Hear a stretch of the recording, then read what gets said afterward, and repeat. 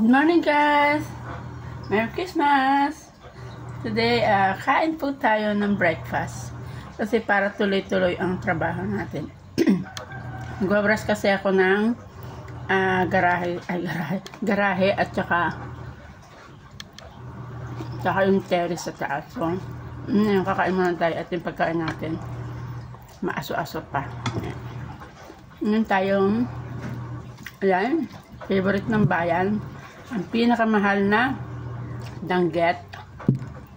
Tsaka meron tayong ayan, talbos. Sino may gusto ng talbos?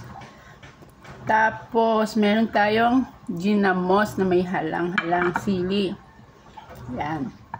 Kakain muna tayo bago tayo magtrabaho. Ayan. Rice with garlic pala. Yummy. Siyempre, meron din tayong hot coffee. Harap. Harap ito. Bagong kuha lang to. Doon sa aking tanim. Dito lang sa likod. Kain tayo.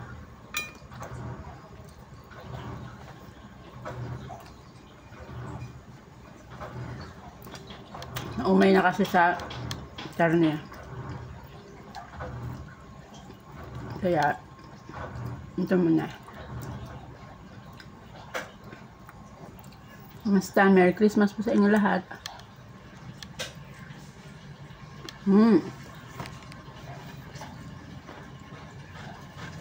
Nilamas kasi ako.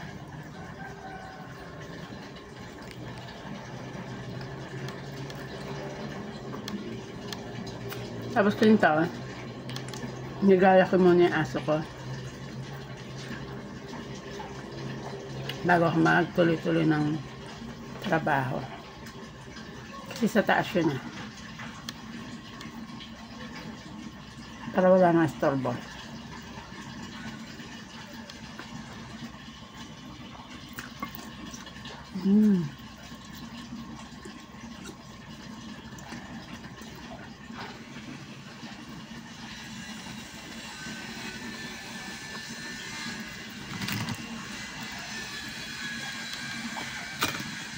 Yan guys.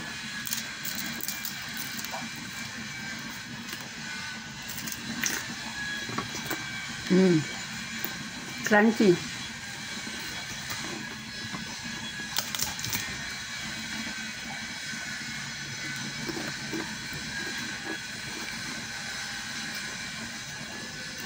Wala pa akong suklay.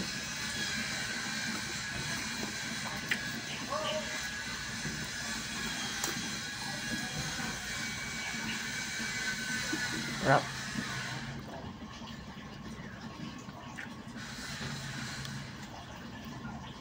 Kamusta po ang ating bagong Christmas?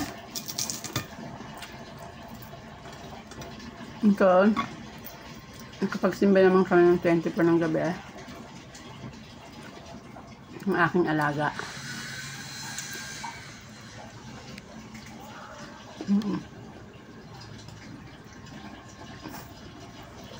Ang hirap ng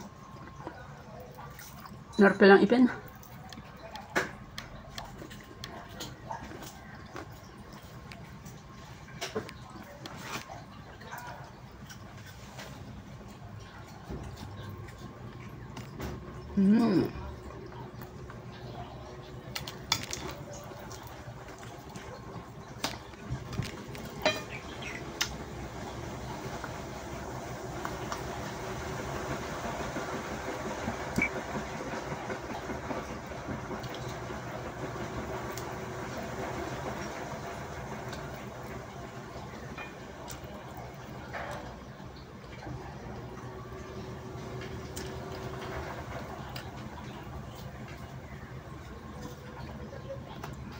Sarap na medyo alert ng kanin.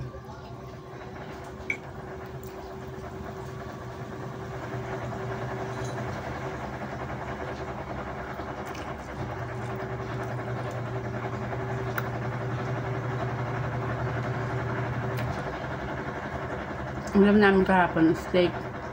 Pero parang mas masarap pa yung simpleng ulam na. Simpleng ulam guys na.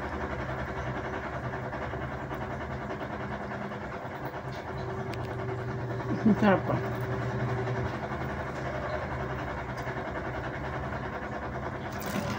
Ito.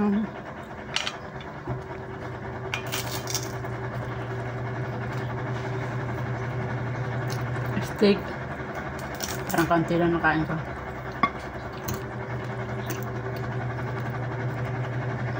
Saka manok.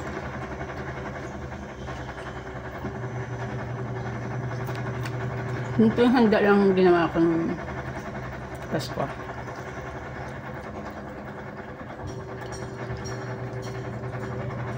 Mauubos agad. Usually kasi kapag handa ka ng marami kasi hindi mo makakain, sayang. Kailangan ngayon magluto, sakto lang. Makakain, hindi itatapon, diba? Diba mga mare? Diba ganun dapat? Kain.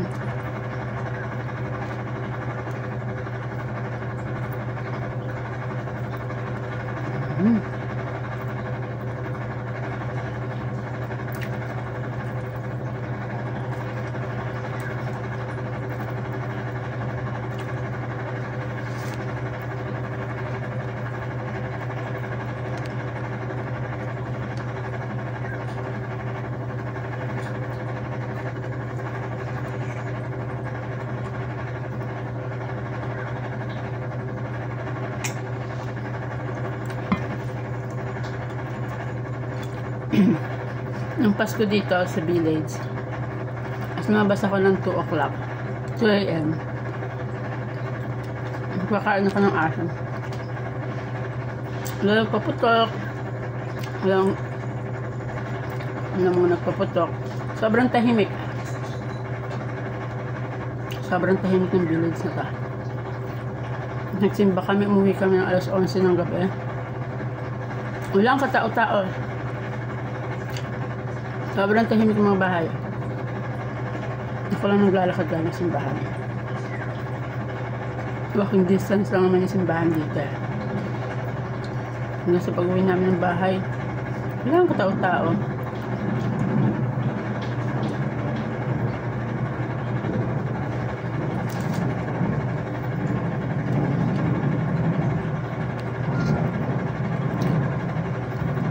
So ayan guys, ito ang aking kwento about sa Christmas.